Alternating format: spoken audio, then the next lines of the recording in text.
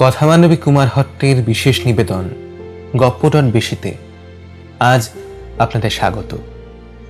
আজ 13ই ফেব্রুয়ারি।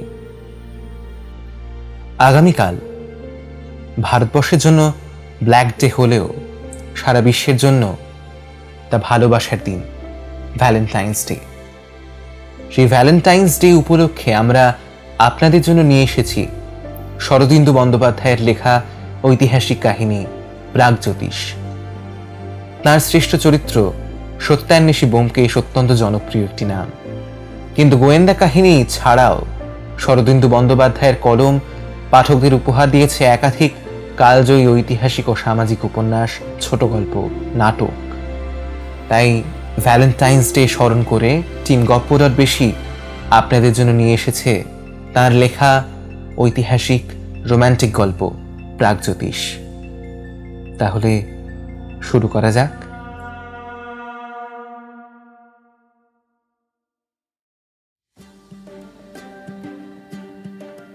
আর্য দ্রাবিড় হুন মঙ্গল প্রত্যেক মৌলিক জাতির জীবনে একটা সময় আসে যেটাকে নবীন যৌবন বলা চলে।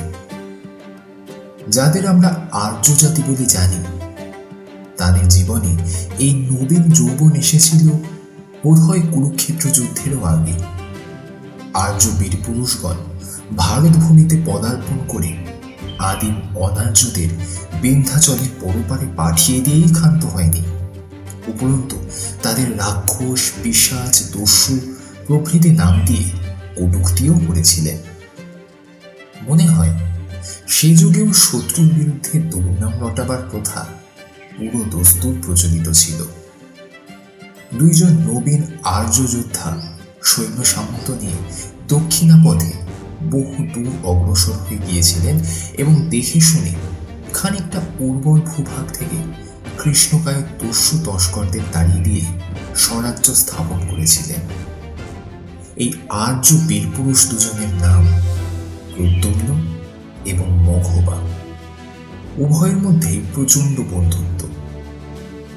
আজকাল এই বন্ধুত্ব বস্তুটা তেমন তেজ নেই, শুধুমাত্র মজা করবার জন্য বন্ধুকে প্রয়োজন হয়। সেখানে দস্যু ও রাক্ষস দ্বারা পরিবেষ্টিত হয়ে বন্ধুত্ব পুরো মাত্রায় বিস্ফোরিত হওয়ার সুযোগ পেত। যাই হোক, এই দুই বন্ধুর যৌথ বাহুবলে রাজ্য স্থাপিত হল, কিন্তু প্রশ্ন উঠল, এই রাজ্যের রাজা হবে কে? প্রদ্যুম্ন বললেন, মঘবা, তুই রাজা হ, আমি সেনাপতি হব। মঘবা বললেন, তুই রাজা হ, আমি সেনাপতি হব। ফলস্বরূপ সমস্যার সমাধান হলো না। বন্ধুকে বঞ্চিত করে রাজা হতে কেউই ব্যগ্র নয়। এদিকে নতুন রাজ্যটি এতটাই ক্ষুদ্র যে ভাগাভাগি করতে গেলে প্রায় কিছুই থাকে না। প্রজা ভাগাভাগি করলেও শক্তি ক্ষয় অনিবার্য। চারিদিকে শত্রুদল ওত পেতে আছে। দুই বন্ধু বড়ই চিন্তিত হয়ে পড়লেন। একদিন রাত্রে আকাশে গোলাকৃতির চাঁদের শোভা দেখা যাচ্ছিল, অর্থাৎ পূর্ণিমার রাত। পাথরের তৈরি উঁচু দুর্গের চূড়োয় দুই বন্ধু চিন্তিত হয়ে বসেছিলেন। মঘবা তার হালকা বর্ণ দাড়ির মধ্যে ঘন ঘন আঙুল চালনা করতে করতে মুক্ত ছাদে পায়চারি করছিলেন। প্রকাণ্ড স্বর্ণামার্কা চেহারা, নীল চোখ, মুকুরের মতো দৃঢ় ও নিরেট দেহ। চিন্তা করার অভ্যেস তার বিশেষ ছিল না, তাই দুশ্চিন্তা উপস্থিত হলে তিনি নিজের দাড়ি ধরে টানাটানি করতেন। প্রদ্যুম্নের চেহারাখানা অপেক্ষাকৃত ছোট, কিন্তু সমধিক নিরেট ও দৃঢ়। মাথার সোনালি চুল, চোখের মনি গাঢ় নীল। দাড়ি নেই, গলা চুলকাতো বলে তিনি তরবারির অগ্রভাগ দিয়ে দাড়ি কামিয়ে ফেলতেন। কেবল একজোড়া সূক্ষ্ম গোঁফ ছিল তার। এই গোঁফে আঙুল বোলাতে বোলাতে প্রদ্যুম্ন ছাদের প্রাচীরে ঠেস দিয়ে চাঁদের দিকে ভ্রু কুঁচকে তাকিয়েছিলেন। হঠাৎ মঘবা বললেন, একটা মতলব মাথায় এসেছে। প্রদ্যুম্ন, আয় পাঞ্জা লড়ি, যে হারবে তাকেই রাজা হতে হবে। প্রদ্যুম্ন মুখের আড়ালে হেসে বললেন, জুচ্চুরির মতলব গত যুদ্ধে আমার কবজি মচকে গেছে, তুই জানিস না সেটা? ব্যর্থ হয়ে মখবা আবার দাড়ি টানতে লাগলেন। শেষে বললেন, আচ্ছা, দুজনে রাজা হলে দোষ কি? প্রদ্যুম্ন বললেন, আহা, কিন্তু দুজনে রাজা হলে কে কার হুকুম মানবে আর কে প্রজাদের হুকুম দেবে? তা বটে। তবে দুজনে রাজা হওয়া যায় পরপর। সে কি রকম? মানে তুই কিছুদিন রাজা হলি আর আমি সেনাপতি, তারপর আবার আমি রাজা হলাম, এই আর কি। এটা তো মন্দ কথা নয়। একদিন তুই রাজা আর একদিন আমি। অত তাড়াতাড়ি রাজা বদল করলে তো গন্ডগোল বাঁধবে। গন্ডগোল কিসের? আহা, মনে কর আমি রাজা হয়ে তোকে হুকুম দিলাম, সেনাপতি, শুনেছি দক্ষিণে লম্বোদর নামক রাক্ষসদের রাজ্যে রসাল নামক এক প্রকার অতি সুন্দর ফল পাওয়া যায়, তুমি দ্রুত গিয়ে ওই ফল আহরণ করে আনো, আমার খাওয়ার ইচ্ছে হয়েছে। তুই ফল নিয়ে ফিরতে দিন কাবার হয়ে গেল, তার মধ্যে তুই রাজা হলি, আমি সেনাপতি হয়ে গেলাম, তখন সে ফল খাবে কে? মখবা ভেবে বললেন, তাই তো, এ তো বড়ই ফ্যাসাদ দেখছি। মনে রাখতে হবে আর্যগণ তখনও স্থির হয়ে বসে জ্ঞান বিজ্ঞানের গবেষণা আরম্ভ করেননি। দু একজন ঋষি হঠাৎ মন্ত্রের বলে বিদ্যুৎ রেখার মতো এক আধটা সূত্র উচ্চারণ করে ফেলতেন, এই পর্যন্ত। শীত, গ্রীষ্ম, বর্ষা এই রকম ঋতু পরিবর্তনের কথা মোটামুটি জানা থাকলেও সময়কে সপ্তাহ, মাস, বছরে বিভাজিত করার বুদ্ধি তখনও কারোর গজায়নি। সুতরাং প্রদ্যুম্ন ও মখবা বড়ই ফাঁপড়ে পড়লেন। ওদিকে আকাশে চাঁদও ফাঁপড়ে পড়েছিল। প্রদ্যুম্ন তার প্রতি ভ্রুকুটি করবার জন্য চোখ তুলে সবিস্ময় বলে উঠলেন, আরে আরে, এ কি? মখবা দৃষ্টি বিনিময় করলেন। দেখলেন আকাশ নির্মেঘ, কিন্তু চাঁদের শুভ্র মুখের উপর ধূম্র বর্ণ ছায়া পড়েছে। কড়া ছায়া ধীরে ধীরে চাঁদকে গ্রাস করবার উপক্রম করছে। দুই বন্ধুর মনে উত্তেজনার উৎপত্তি হল। ব্যাপারটা পূর্বে কয়েকবার দেখা থাকলেও সম্পূর্ণ স্বাভাবিক একটা প্রাকৃতিক ঘটনা বলে এখনো সাব্যস্ত হয়নি। ভূমিকম্পের মতোই অপ্রত্যাশিত একটা মহা দুর্যোগ বলে বিবেচিত হতো। মখবা দ্রুত এসে প্রদ্যুম্নর হাত চেপে ধরে গাঢ় স্বরে ফিসফিস করে বললেন, চন্দ্রগ্রহণ। প্রদ্যুম্ন পাংশ মুখে বন্ধুকে আশ্বাস দিয়ে বললেন, হ্যাঁ, কিন্তু ভয় নেই, চাঁদ আবার মুক্ত হবে। ছেলেবেলায় বুড়ো অঙ্গিরা ঋষির কাছে বিদ্যে শিখতে কয়েকবার গিয়েছিলাম। তিনি একদিন বলেছিলেন আকাশে রাহু নামে একটা অদৃশ্য রাক্ষস আছে, সে মাঝে মাঝে চন্দ্র সূর্যকে ধরে গিলে ফেলে, কিন্তু বেশিক্ষণ চেপে রাখতে পারে না। হ্যাঁ, আমিও 4-5 বার দেখেছি। হ্যাঁ, আমিও। মাঝে মাঝে এরকম ঘটনা ঘটে থাকে। দুই বন্ধু হাত ধরাধরি করে দেখতে লাগলেন বিপন্ন ম্রিয়মান চাঁদ যেন একটা তাম্রবর্ণ অর্ধ স্বচ্ছ অজগরের পেটের ভিতর দিয়ে পিছনের দিকে চলেছে। দুর্গের নিচে ভয়ার্ত জনগণ সমবেত হয়ে চিৎকার ও নানা প্রকার বাদ্যযন্ত্র বাজাতে শুরু করেছে। দুষ্টু রাক্ষসগণ নাকি এইরকম বিকট শব্দ শুনলে ভয় পেয়ে পালিয়ে যায়। দীর্ঘ সময় পরে চাঁদের একটি চকচকে কোণা দেখা গেল। তারপর দেখতে দেখতে চাঁদ সম্পূর্ণ অক্ষত দেখে সহাস্য মুখে রাক্ষসের কবল থেকে বের হয়ে আসলো। সেই দেখে সকলে উচ্চস্বরে মহা আনন্দধ্বনি করে উঠল। মঘবা প্রদ্যুম্নর হাত ছেড়ে দিয়ে দীর্ঘ নিঃশ্বাস ফেলে বললেন, যাক বাবা, বাঁচা গেল। প্রদ্যুম্ন বললেন, শুধু তাই নয়, আমাদের সমস্যারও সমাধান হয়েছে। কিন্তু কিরকম? শোনো, আজ থেকে তুমি রাজা হলে। আবার যখন চন্দ্রে গ্রহণ লাগবে তখন তোমার রাজত্বকাল শেষ হবে আর আমি রাজা হব। এইভাবেই চলতে থাকবে, বুঝলে? মঘবা ভেবে বললেন, বাহ, এ তো মন্দ কথা নয়, কিন্তু প্রথমেই আমি রাজা হব কেন? যেহেতু বুদ্ধিটা আমি বের করেছি তাই। এখন চললাম, কাল সকালে সৈন্য সামন্ত নিয়ে একবারে যুদ্ধযাত্রা করব। সেনাপতিরার কাজ কি? মহারাজ ইতিমধ্যে মন দিয়ে প্রজা পালন করতে থাকুন। মহারাজের জয় হোক। এই কথা বলে মুচকি মুচকি হেসে প্রদ্যুম্ন দুর্গের ছাদ থেকে নামবার উপক্রম করলেন। মঘবা অত্যন্ত মুষড়ে গিয়ে দাড়ি টানতে লাগলেন। তার মাথায় বুদ্ধি বড় বেশি খেলে না, কিন্তু এখন হঠাৎই তার মস্তিষ্কে রাজবুদ্ধির উদয় হলো।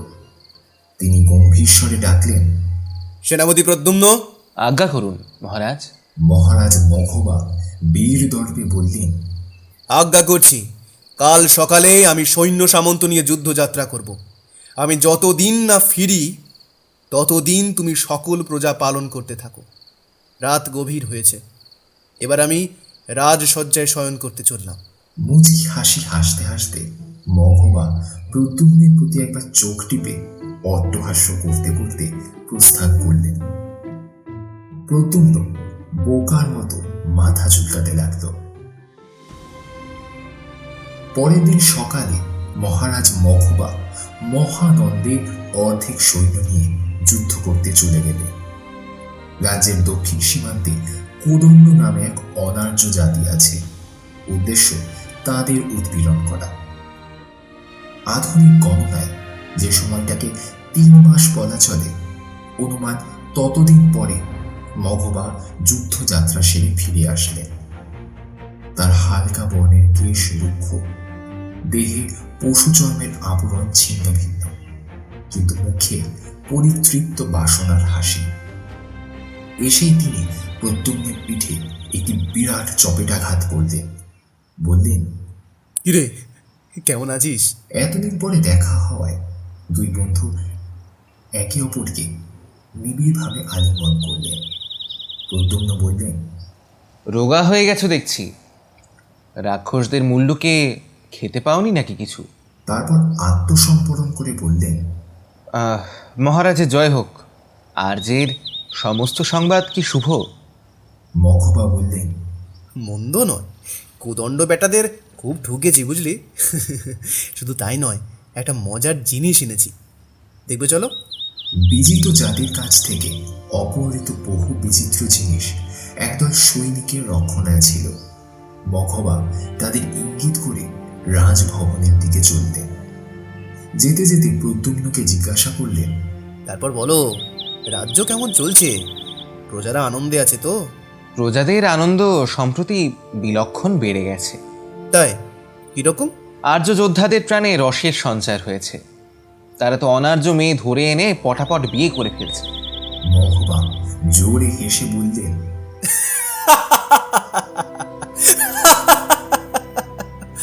ও তাই নাকি? রোগ ছোঁয়াছে দেখছি। প্রদ্যুম্ন মঘবার প্রতি দৃষ্টি নিক্ষেপ করলেন। মঘবা বললেন, কিন্তু উপায় কি? এই দেশেই যখন বসবাস করতে হবে, তখন আর্য রক্ত নিষ্কলুষ রাখা তো অসম্ভব। আর্যবর্ত থেকে এত মেয়ে আমদানি করা সত্যি চলে না, অথচ বংশরক্ষাও না করলে নয়। এই যে রাজ্য জয় করলাম, কাদের জন্য? প্রদ্যুম্ন শুধু বললেন, হুম। রাজা ও সেনাপতি মন্ত্রণা গৃহে গিয়ে বসলেন। সামন্ত, সচিব, বিদূষক কিছুই নেই, সুতরাং মন্ত্রণা গৃহ শূন্য। 4 জন সৈনিক একটা বড় বেদ দিয়ে তৈরি একটা বাক্স ধরাধরি করে তাদের সামনে এনে রাখল। বাক্সের মুখ ঢাকা ছিল, কিন্তু বাক্সটা দেখে ভিতরে কোনো ভারী কিছু আছে বলে মনে হচ্ছিল। প্রদ্যুম্ন বিস্মিত হয়ে বললেন, কি আছে এটার মধ্যে? অজগর সাপ নাকি? মঘবা হাত নাড়িয়ে সৈনিকদের চলে যেতে বলে হাসতে হাসতে বাক্সের ঢাকা খুলে দিলেন। সাপুরের ঝাঁপি খোলাপে কৃষ্ণকায় সাপ যেমন ফনা তুলে দাঁড়ায়, তেমনি এক অদ্ভুত সুন্দর নারী বাক্সের মধ্যে উঠে দাঁড়ালো। তার নীল চোখে ধিকে ধিকে বিদ্যুৎ খেলা করছে। প্রদ্যুম্ন এই দৃশ্য দেখে হতভম্ব হয়ে গেল। তার মুখ থেকে আপনা থেকে একটি কথা বেরিয়ে এলো। আরে কি, এই যে একটি মেয়ে। মঘবা অট্টহাস্য করলেন, তারপর বললেন,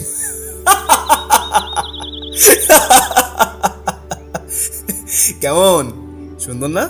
প্রদ্যুম্ন নীরবে বন্দিনীকে নিরীক্ষণ করলেন।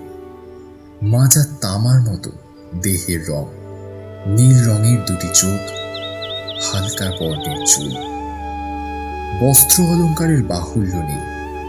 গলায় কেবল একটি বীজের মালা, হাতে শঙ্খের বালা, কানে ফুলের গয়না শুকিয়ে গেছে। কোমর থেকে পা পর্যন্ত একটা বিচিত্র রঙের কাপড়। যুবতীর যৌবন মেদুর দেহের ভিতর থেকে যেন আগুনের শিখার দীপ্তি বিচ্ছুরিত হচ্ছে। মঘবা আবার জিজ্ঞাসা করলেন, কি মনে হয়, সুন্দর নয়? প্রদ্যুম্ন চমকে মঘবার দিকে ফিরলেন, তারপর ভর্ৎসনাপূর্ণ স্বরে বললেন, তুই একটা আস্ত গোয়ার, যুদ্ধ করতে গিয়ে মেয়ে ধরে আনলি, এখন একে নিয়ে করবিটা কি? একে দিয়ে যে দাসী কিঙ্করীর কাজ করা চলবে না, তা একবার মেয়েটাকে দেখেই আর কোনো সংশয় থাকে না। মঘবা বললেন, ঠিক করেছি, বিয়ে করব। প্রদ্যুম্ন সচকিত হয়ে বললেন, বিয়ে? হ্যাঁ, ওকে জানো? কোদণ্ড রাজার মেয়ে। মঘবার মুখে কথাটি শুনে প্রদ্যুম্ন গম্ভীর হয়ে গেল। মঘবা বললেন, কোদণ্ডদের রাজপুরী দখল করে দেখলাম সবাই পালিয়েছে, কেবল এই মেয়েটি একা দাঁড়িয়ে আছে। ভারী ভালো লাগলো দেখে। ওকে অনেক কথা জিজ্ঞাসা করলাম, কিন্তু ও বিন্দু বিসর্গও বুঝতে পারলো না, তাই বাক্স বন্ধ করে সঙ্গে নিয়ে এসেছি। আর্য রাজার মহিষী হবার যোগ্য মেয়ে বটে, কিন্তু একটা সমস্যা, বুঝলে? ওকে আগে আর্য ভাষা শেখাতে হবে, তারপর আমার পট্ট মহিষী করব। কি বলো? হ্যাঁ? প্রদ্যুম্ন আরেকবার যুবতীর দিকে তাকিয়ে দেখলেন। সে তাদের কথাবার্তার মর্ম কিছুই বুঝতে পারছিল না। কেবল তার চোখ দুটো একের মুখ থেকে অন্যের মুখে যাতায়াত করছিল। তার মুখে ভয় বা আশঙ্কার কোনো চিহ্নই নেই। আছে কেবল এই বর্বরদের কার্যকলাপ সম্বন্ধে ঘৃণাপূর্ণ জিজ্ঞাসা। ভুরু দুটো ঈষৎ কুঁচকে প্রদ্যুম্ন মঘবার দিকে ফিরলেন। অন্যায় করছো মঘবা, হাজার হোক ও রাজার মেয়ে, তাকে এভাবে ধরে আনা আর্য শিষ্টতা হয়নি। মঘবা বললেন, বিয়ে করবার জন্য কন্যা হরণ করলে আর্য শিষ্টতার লঙ্ঘন হয় না বন্ধু। হয়, অরক্ষিতা মেয়েকে ধরে আনা তস্করের কাজ। এখনই এই কন্যাকে ফেরত পাঠানো উচিত। মঘবা রেগে গিয়ে বললেন, কখনোই নয়। তারপর আত্মসংবরণ করে অপেক্ষাকৃত শান্ত স্বরে বললেন, আমি মহারাজ মঘবা তোমাকে আদেশ করছি, সেনাপতি প্রদ্যুম্ন, তুমি এই কন্যার যোগ্য বাসস্থানের ব্যবস্থা করো, যাতে ও সুখে থাকে অথচ পালাতে না পারে। মনে থাকে যেন, কন্যা পালালে দায়িত্ব তোমার। প্রদ্যুম্ন একবার কয়েক মুহূর্তের জন্য বন্ধুর মুখের দিকে তাকিয়ে রইলেন, তারপর মাথা নিচু করে শুকনো স্বরে বললেন, বেশ, মহারাজের যেমন ইচ্ছে। দুর্গের চূড়ার একদম ভিতরে একটি কক্ষে ভাবী রাজমহিষীর বাসস্থান নির্দিষ্ট হল। কোদণ্ড কন্যা রাগী মুখে ঠোঁট চেপে দুর্গ শিষ্যের কারাগারে প্রবেশ করলেন। কার্যত কারাগার হলেও স্থানটি প্রশস্ত বারান্দাযুক্ত একটি মহল। সকল সুবিধাই সেখানে আছে, শুধু পালাবার কোনো সুযোগ নেই। মঘবা সহর্ষে প্রদ্যুম্নের পিঠে একটি কিল মেরে বললেন, রানীর মতো রানী পাওয়া গেছে। কি বলিস? হ্যাঁ? প্রদ্যুম্ন শুধু বললেন, হুম। পরদিন সকালে এক গুরুতর সংবাদ আসলো। কোদণ্ড দেশ থেকে সদ্য প্রত্যাগত অতিশয় নির্জীব এক দূত জানালো যে রাজকন্যা হরণের কথা জানতে পেরে পলাতক কোদণ্ড জাতি আবার কাতারে কাতারে ফিরে এসেছে এবং একেবারে ক্ষেপে গেছে। মঘবা যে অল্প সংখ্যক আর্য সৈন্য সেখানে পাহারা দেবার জন্য রেখে এসেছিলেন, শত্রুর অতর্কিত আক্রমণে তারা কচু কাটা হয়েছে। কেবল ওই দূত কোনো রকমে প্রাণ বাঁচাতে সক্ষম হয়েছে। পরিস্থিতি অতি ভয়াবহ। শুনে প্রদ্যুম্ন চঞ্চল হয়ে উঠে বললেন, মহারাজ, অনুমতি দিন, শ্যালকদের ঢিট করে আসি। মঘবা কিন্তু রাজি হলেন না। বললেন, তা হয় না প্রদ্যুম্ন, ঢিট করতে হয়তো তা আমিই করব। সৈন্য সাজিয়ে আবার মঘবা যাত্রা করলেন। কিন্তু কিছু দূর গিয়ে আবার ফিরে এসে প্রদ্যুম্নকে বললেন, ইতিমধ্যে মেয়েটাকে তুই আর্য ভাষা শেখাস। মনের রাগ গোপন করে প্রদ্যুম্ন বললেন, আচ্ছা। দু একদিনের মধ্যেই প্রদ্যুম্ন বুঝতে পারলেন অনার্য মেয়েটি অতিশয় মেধাবিনী। এরই মধ্যে সে ভাঙা ভাঙা কথা বলতেও আরম্ভ করেছে। মেয়েটির নাম এলা। নামটি অনার্য বটে, কিন্তু শুনতে ও বলতে বড়ই মিষ্টি। প্রদ্যুম্ন কয়েকবার উচ্চারণ করলেন, এলা, এলা, বাহ, বেশ তো, সুন্দর নাম। আর্য ভাষা শিখে এলা প্রথম প্রশ্ন করল, ও লোকটাকে যে আমাকে এখানে ধরে এনেছে? প্রদ্যুম্ন বললেন, ও আমার বন্ধু। বন্ধু শব্দের অর্থ বুঝতে এলার কিছুমাত্র দেরি হলো। অবশেষে বুঝতে পেরে সে নাক মুচকে তীব্র অবজ্ঞার স্বরে বলল, তোমরা বর্বর। প্রদ্যুম্ন অবাক হয়ে গেলেন। তারপর বললেন, কি আশ্চর্য, আমরা বর্বর? ক্রমশ এলা আর্য ভাষায় কথা বলতে লাগলো। কোনো কথা বলতে বা বুঝতে তার এখন আর অসুবিধা হয় না। একদিন সে জিজ্ঞাসা করল, আমাকে এখানে তোমরা ধরে রেখেছো কেন? প্রদ্যুম্ন একবার ঠোক গিলে বললেন, আর্য ভাষা শেখানোর জন্য। এলা বলল, ছাই ভাষা। ও ভাষা শিখে কি হবে? প্রদ্যুম্ন একটু রসিকতা করে বললেন, প্রেম আলাপ করতে সুবিধা হবে আর কি। মহারাজ মঘবা তোমাকে বিয়ে করবেন বলে ঠিক করেছেন। এলা বসেছিল। এই কথাটা শোনা মাত্র সে ধীরে ধীরে উঠে দাঁড়ালো। কিছুক্ষণ অপলক দৃষ্টিতে প্রদ্যুম্নর দিকে তাকিয়ে রইল। তারপর আবার বসে পড়ে নিশ্চিন্ত স্বরে বলল, ওকে আমি বিয়ে করব না। বর্বর। প্রদ্যুম্ন ব্যাপারটা হালকা করার জন্য বললেন, না, মঘবা দাড়ি রাখে বটে, কিন্তু লোক খারাপ নয়। না, এলা শুধু বলল, বর্বর। এমনই ভাবে দিন কাটতে লাগলো। কিন্তু মঘবার কোনো দেখা নেই। তিনি কোদণ্ডদের ঢিট করলেন নাকি কোদণ্ডরাই তাকে ঢিট করল, তা জানার কোনো উপায় নেই। প্রদ্যুম্ন উতলা হয়ে উঠলেন। দেখতে দেখতে 3 মাস কেটে গেল। একদিন সকালে প্রদ্যুম্ন এলার ঘরে প্রবেশ করে দেখলেন এলা জানলার সামনে দাঁড়িয়ে দাঁড়িয়ে চুলের বেনি খুলছে। প্রদ্যুম্নকে দেখে সে একবার ঘাড় ফেরালো। তারপর আবার বাইরের দিকে তাকিয়ে বেনির চুল ঠিক করতে লাগলো। প্রদ্যুম্ন গলা ঝাড়া দিলেন, কিন্তু তাতেও কোনো ফল হলো না।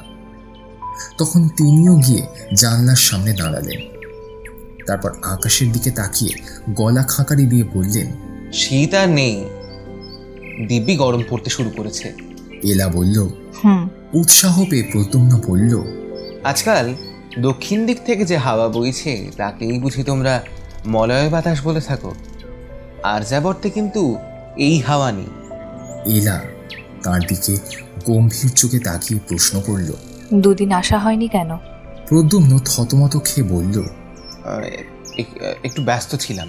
তারপর একটু থেমে বললেন, আসলে তোমার তো আর আর্য ভাষা শেখার প্রয়োজন নেই। যা শিখেছ তাতেই তো আমাদের সকলের কান কেটে নিতে পারো। কিছুক্ষণ কোনো কথা হলো না। এলা মাথা নিচু করে চুল নিয়ে খেলতে লাগলো। শেষে প্রদ্যুম্ন আগের কথার জের টেনে বলতে লাগলেন, মঘবা এসে পড়লে বাঁচা যায়। অনেক দিন তো হয়ে গেল, এখনো তার কোনো খবর নেই। বড় দুর্ভাবনা হচ্ছে। এলা তিলমাত্র সহানুভূতি না দেখিয়ে নির্দয়ভাবে হাসল। তারপর বলল, শোনো, তোমার মঘবা আর ফিরবে না। আমার স্বজাতিরা তাকে শেষ করেছে। ক্রুদ্ধ চোখে তাকিয়ে প্রদ্যুম্ন বললেন, মঘবাকে শেষ করতে পারে এমন মানুষ দাক্ষিণাত্যে নেই, বুঝেছ? সে মহাবীর। তাচ্ছিল্য ভরে এলা বলল। বর্বর। প্রদ্যুম্ন আরো রেগে গিয়ে বললেন, ওই বর্বরকেই তোমাকে বিয়ে করতে হবে। এলা ফুরু কুঁচকে বলল, তাই নাকি? আমার ইচ্ছার বিরুদ্ধে? তুমি তো বন্দিনী, তোমার আবার ইচ্ছে কি? প্রত্যেকটি শব্দ কেটে কেটে এলা উত্তর দিল, আমার ইচ্ছার বিরুদ্ধে আমাকে বিয়ে করতে পারে এমন পুরুষ তোমাদের এই আর্যাবর্তে জন্মায়নি। এই এই বীজের মালা দেখছো? সে 2 আঙুলে নিজের গলার বীজমালাটি তুলে দেখালো। এর একটি বীজ দাঁতে চিবোতে যেটুকু দেরি, আর আমাকে কেউ পাবে না। প্রদ্যুম্ন সভয় বলে উঠলেন, কি সর্বনাশ! বিষ! দাও দাও দাও, না না না, ওই মালা আমায় এক্ষুনি দাও। এলা দূরে সরে গিয়ে বলল, এতদিন আমি তোমাদের বন্দিনী হয়ে আছি, ভাবছো আমি অসহায়, তোমাদের খেলার পুতুল, তাই না? তা কিন্তু একেবারেই নয়। যখন ইচ্ছা আমি মুক্তি নিতে পারি। প্রদ্যুম্ন বোকার মতো তাকিয়ে থেকে বললেন, তবে এতদিন মুক্তি নাওনি কেন? এলা কিছুক্ষণ চুপ করে থাকলো। তারপর গর্বিত স্বরে বলল, সে আমার ইচ্ছা। এমন সময় বাইরে দূর উপত্যকায় শঙ্খধ্বনি শোনা গেল। প্রদ্যুম্ন চমকে জানলার সামনে গিয়ে দাঁড়ালো। সীমান্তের বনের ভিতর থেকে পতাকা উড়িয়ে আর্য সেনা ফিরে আসছে। প্রদ্যুম্ন সেই দিকে তাকিয়ে গভীর নিঃশ্বাস ত্যাগ করে বললেন, যাক বাবা, বাঁচা গেল, মঘবা ফিরে এসেছে। প্রদ্যুম্ন তাড়াতাড়ি ঘর থেকে বেরিয়ে যাওয়ার উপক্রম করলেন। তখন পিছন থেকে এলার শান্ত কণ্ঠস্বর শোনা গেল, আমিও বাঁচলাম, মুক্তির আর বেশি দেরি নেই। প্রদ্যুম্ন চকিতে ঘুরে দাঁড়ালেন। এলা তেমনি দাঁড়িয়ে বেনি বাঁধছে, তার মুখে মৃত প্রজাপতির মতো একটুখানি হাসি। প্রদ্যুম্ন তার কাছে গিয়ে অনুনয়ের স্বরে বললেন, এলা, ছেলে মানুষই করো না। দেখো, মঘবাকে বুঝতে সময় লাগবে, বিয়ের পর দেখবে বুঝতে পারবে তার মতো মানুষ সত্যি হয় না। মিনতি করছি আমি, ঝোঁকের মাথায় হঠাৎ এরকম কিছু করে বসো না। এলা বলল, হঠাৎ কোনো কাজ করা আমার অভ্যেস নয়। আমি কোদণ্ড কন্যা, বর্বর নই। যদি মঘবা জোর করে আমাকে বিয়ে করার চেষ্টা করে, বিয়ের আসরেই আমি মুক্তি নেব। মঘবা বললেন, ও দণ্ডদের ভালো রকম কাবু করতে পারলাম না, বুঝলে প্রদ্যুম্ন? খেপে গেলে ব্যাটারা ভীষণ সাংঘাতিক। যা হোক, শেষ পর্যন্ত সন্ধি করেছি। প্রদ্যুম্ন প্রশ্ন করলেন, বাহ, তা সন্ধির শর্ত কি? চমৎকার চমৎকার, শোনো তবে। অদ্ভুত জাত এই কোদণ্ড, আশ্চর্য তাদের রীতিনীতি। জানিস, ওদের জাতে মেয়ে বাবার উত্তরাধিকারিণী হয়, আর ছেলে মামার সম্পত্তি পায়। শুনেছিস কখনো? না, তা শুনিনি, কিন্তু সন্ধির শর্তটা কি?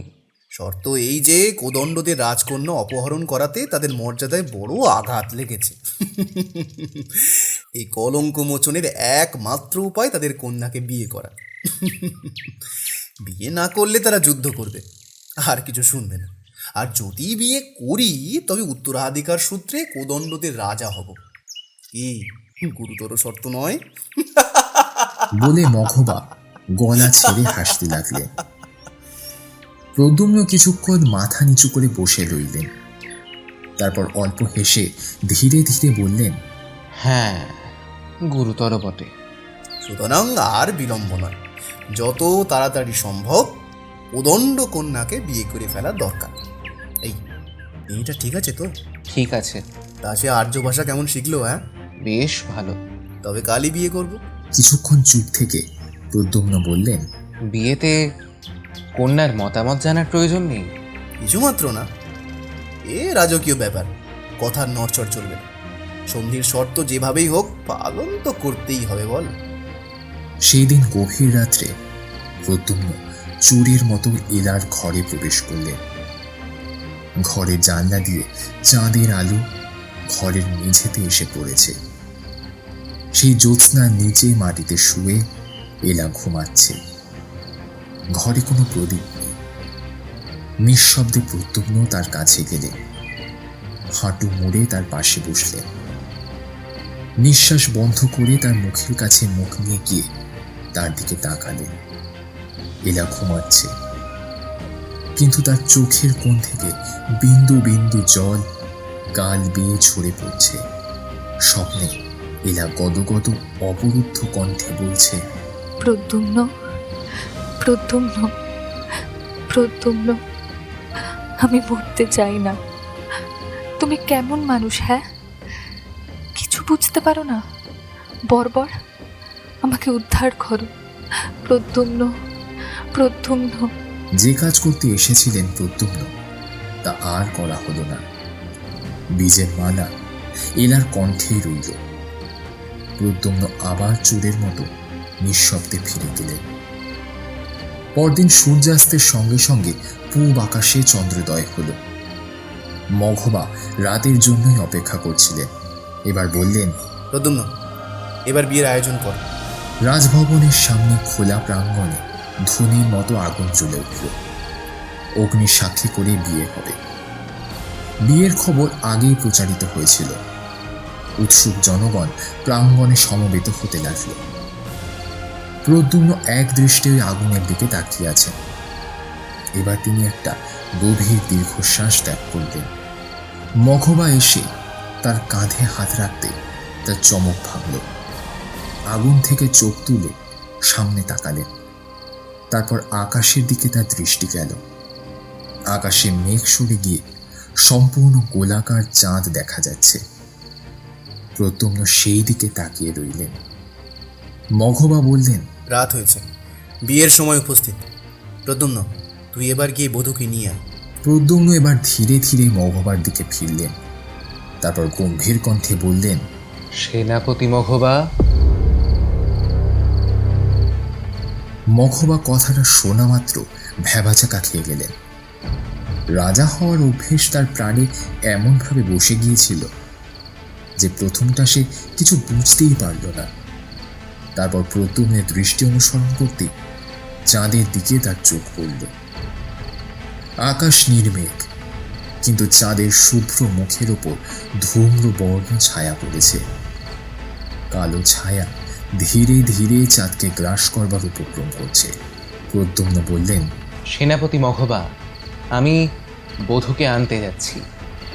সন্ধির শর্ত রক্ষার জন্য আমিই তাকে বিয়ে করব। ইতিমধ্যে তুমি প্রজাদেরকে ব্যাপারটা বুঝিয়ে দাও। মঘবা কিছুক্ষণ স্তম্ভের মতো নিশ্চলভাবে দাঁড়িয়ে রইলেন। তারপর তার প্রচণ্ড অট্টহাস্যে আকাশ বিদীর্ণ হয়ে গেল।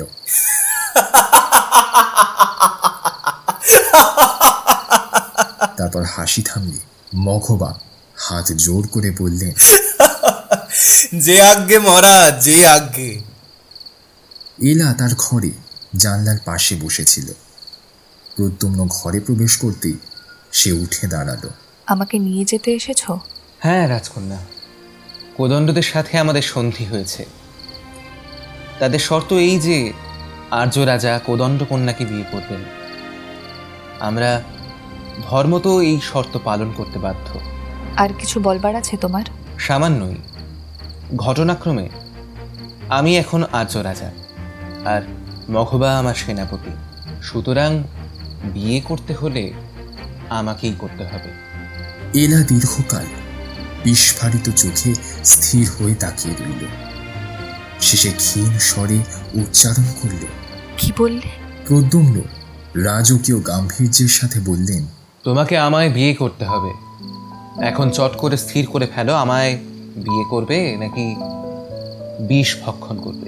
এলা এই কথা শুনে নিজের মধ্যে হারিয়ে গেল। তার দুই চোখ বেয়ে জলের ধারা বয়ে চলেছে। প্রদ্যুম্ন জানলার উপর উঠে বসে বললেন, গ্রহণ ছাড়তে এখনো দেরি আছে, ততক্ষণ না হয় তোমাকে বিবেচনা করার সময় দিলাম। কান্নার মাঝে বিদ্যুৎ চমকের মতো হাসি হেসে এলা বলল, বর্বর কোথাকার।